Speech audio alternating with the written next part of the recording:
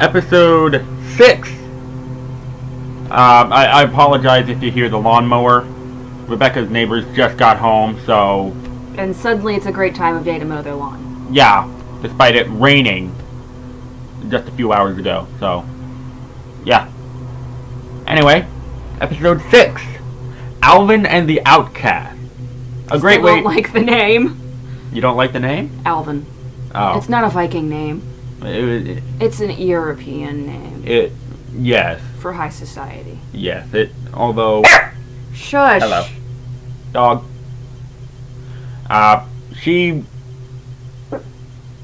Alvin was actually named after a character in the second book. So... Or at least that. Talk to Credissa Cowell about that. But then again, the book were written for kids, and the show is for kids. Yeah. So...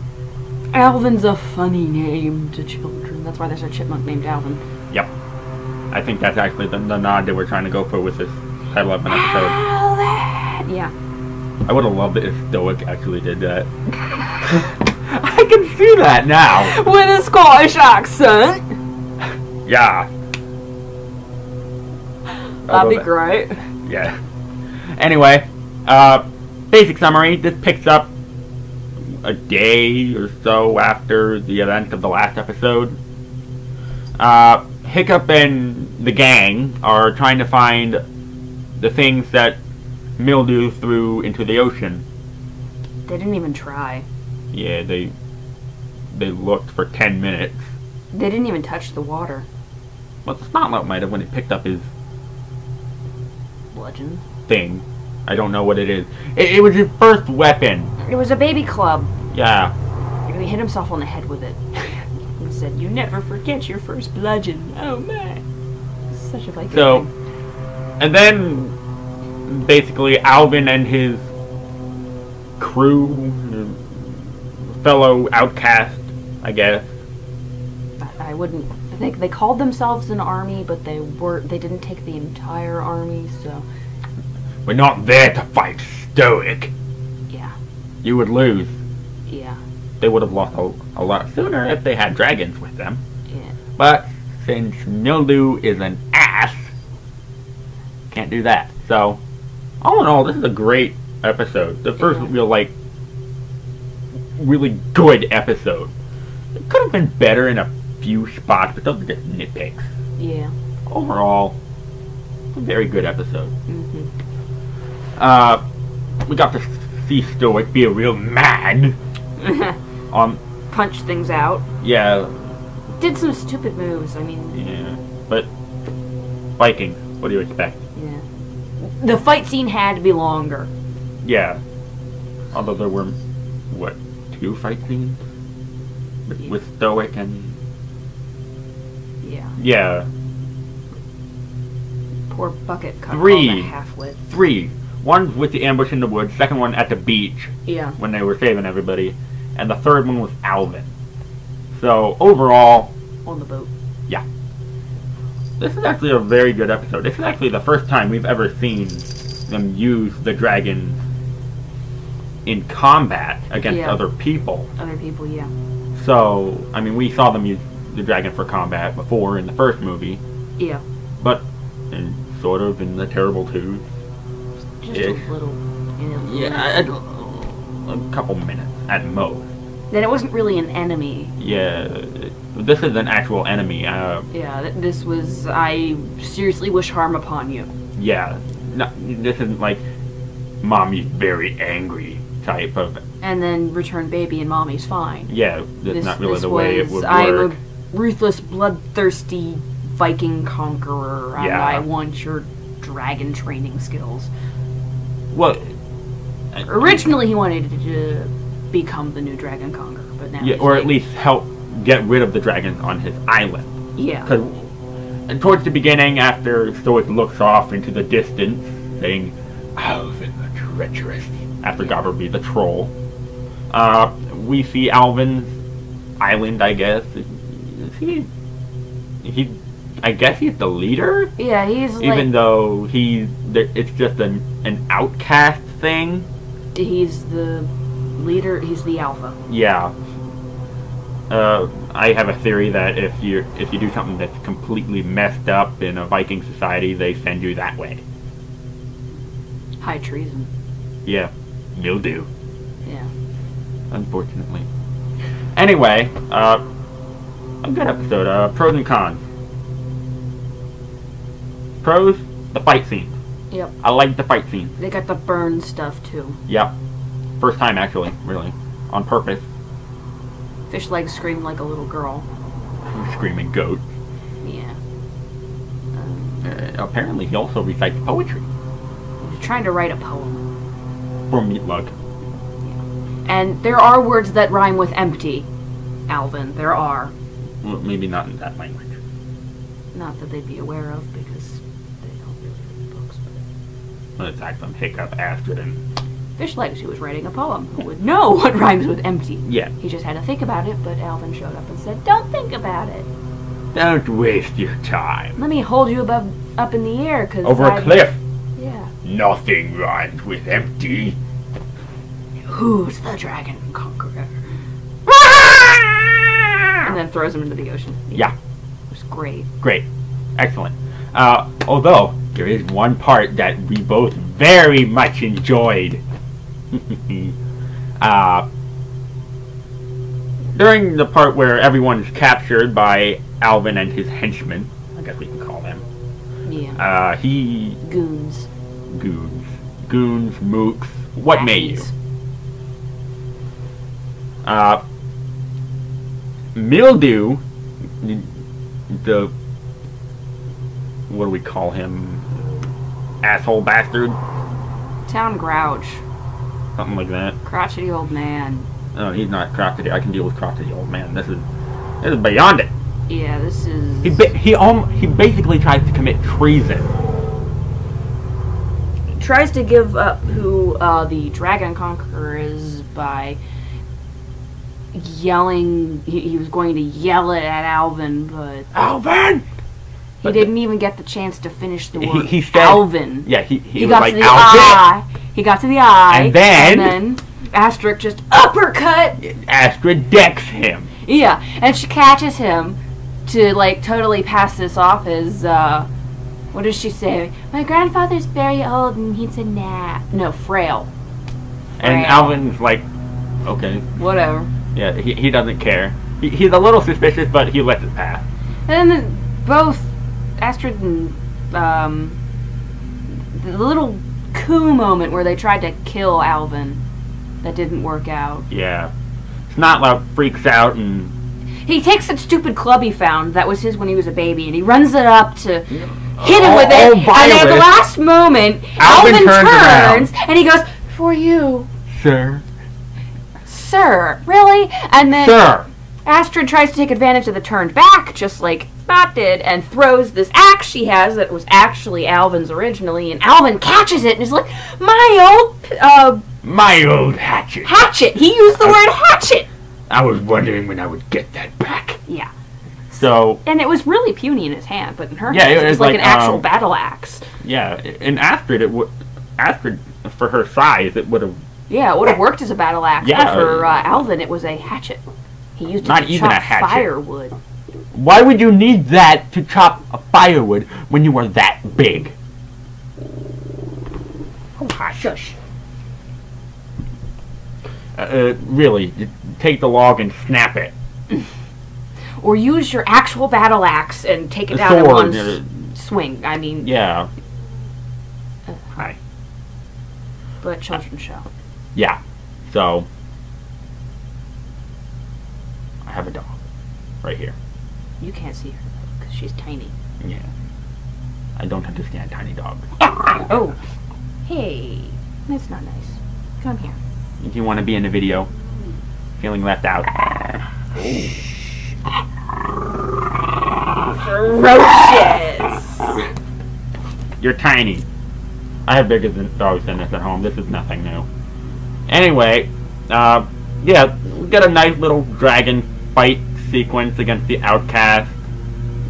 This is the first actually really memorable episode. It's all in all very good. Especially for the 6th episode now. This is sort of a two-parter. Yeah, it was a two-parter. Even though it didn't say part 1 and part 2, it's just... They had it previously on, yeah, so... Sort of. But overall, I like it. The animation seemed pretty good. Yeah. Fire animation was a lot better than, what was that? The Terrible Twos. Yeah. The fire was less stock image, and I mean when the yeah. Between the noxious gas clouds, the sparking, and the actual fire. It looked really good, especially for a TV series. Yeah. Hi. Oh, hello. Yes, there's cats here too. Anyway, cons. Can you think of anything you didn't like? Well, besides Mildew. That's nothing new. Hi, what do you want? The fact that Alvin was very clearly British. What do you expect? Well, Mark Hamill. Yeah, but he was too British. He had that slums British medieval time Shakespearean True. talk. I mean, he used Miami and stuff. Hello. Yeah, it was very much slum Shakespeare. It was kind of out of place. Well, considering this took place in the Middle Ages, maybe he immigrated? There weren't too many British Vikings. Most of the Vikings were Celtic or Gaelic. True. Which means Scottish or Irish. I mean, the Celts themselves were pretty ferocious. But, I mean, we've got Stoick with his Highlander accent. Yeah. Dauber. He's got a Lowlander accent. And there's a couple most of the other people. We've got some pretty basic accents. The American flatness, and then you throw in that British. It was very jarring. Yeah, I mean, I can understand trying to find good voice actors, and Mark Hamill is an excellent choice. Oh yeah, for he your made villain. a very good. Firelord Ozai. Yeah, Firelord Ozai. Oh my God, the laugh was on point in the last season, book 3, but. He shouldn't do British accents. It was a little forced. Yeah. Especially when he used me in place of I. Just, pirate speak, I guess. Yeah, Get out of me way. He was sort of piratey. And I can understand that they wanted that, but because Vikings aren't pirates. Vikings are Vikings and pirates are pirates. Even though Vikings technically did commit piracy, just on land. Vikings were the first pirates. Yeah, and then pirates later on, and most pirates were British, but we're talking about Vikings Spanish, here. Italian. Yeah, and most Vikings were, if not Saxon, which is German, they were Scottish or Irish. So, but I think we're nitpicking at this point, because Mark Hamill is a great voice actor. Especially for children's shows. Yeah. What else did he do? He did the... Hey! None of that. He did the Joker. Yes. They told him he was too dark for the Joker, though, so they had to find a new voice actor after one season. He also did the Trickster, didn't he? Yeah, they moved him on to that. Luke Skywalker. More famously now as that. Yeah. That's a live-action role. Yeah. He does. I think he does most of his voice acting for villains. Yeah, his voice acting as villains. He loves maniacal laughs. If you ask him, maniacal laughs are his specialty, and we saw that with the Fire Lord and Avatar. I mean, and when he laughed outright at Zuko, it was like he was so into it. And then by the end, I'm still alive, and Katara's face freaks out. Okay, he's still alive. Yeah. Overall, I applaud. I will applaud DreamWorks for getting him to do this role. Yeah. It's especially good for the first actual villain in this series. I mean, Mildew, sort of a villain. Yeah. Besides being the town grouch. Grouch, no one likes you. He doesn't like anybody. He doesn't like anything. Except for his sheep. His one sheep. Yeah, Fungus. That poor sheep. Yeah. He named it Fungus. True. But really... Mildew's kind of aptly named because you really are supposed to hate mildew in your house and you want to get rid of it, so... Yes. Fitting. I just feel bad for Fungus. That poor sheep. But then again, the sheep kind of tried to get Mildew's attention when Hiccup was hanging off the ceiling. Yes, So the sheep is kind of in on it. The sheep. So, not sure what gender Fungus is. Kind of concerned about that. I think he's a boy. I'm concerned. Yeah. I mean, they don't... Based on the last episode and the dark... Because they use stock image sheep and it's just copy-paste, copy-paste. The fact that there isn't a differentiation different. between male and female. Yeah. So... Well, they actually do have different models of sheep. They have the babies, the females. And then the males, I would presume, they have horns. They have little curly horns. Well, they all had horns. That's the thing. They all have horns, and that's not actually how sheep work. But yeah. I don't think Fungus has horns. Fungus, yeah. Their horns on the sheep are not the greatest because they made them thin and curly. They curl inward like ram's horns, which is not how sheep horns work. But... Well, actually, rams are sheep. We're nitpicking a kid's show again. Yeah. But overall, great episode. Great way to end this first section between you and me off. I finally realized what's wrong with their horns. They're a combination of actual sheep horns, which grow out the side in spirals, and goat horns, which are on the top of the head in spikes, and don't get that long. Can goats and sheep... No, goats and sheep can't easily interbreed. It would be interesting. It would be. I think it would be an helpful adaptation since they are in the north and on a mountainous area. What they would produce would be infertile. They would be sterile, though. Like mules is a horse and a donkey, and they can't have babies. That's why to have another mule, you have to have a horse and a donkey make another one. Yeah. Traditionally, there are some exceptions, but as a whole, it doesn't work. But we're gonna hit the 20-minute mark if we're not careful here. Oh wow! Yeah. Again, I like this episode. You like this episode? Yeah. Great villain entrance. And he didn't die. That's the other thing. He didn't die. I'm sorry. Stoick tied his hands. With a rope. With a rope that was attached to the dragon skull on the bow of the boat. Which broke off. Which broke off and fell into the ocean and pulled Alvin with. And technically speaking, they were off the coast, which means he should have just drowned because that skull was heavier than he was. Yes. And not to mention there was also an anchor. The anchor, too, because there was the anchor rope and the anchor went with. So, but at the end, he was on the shore and...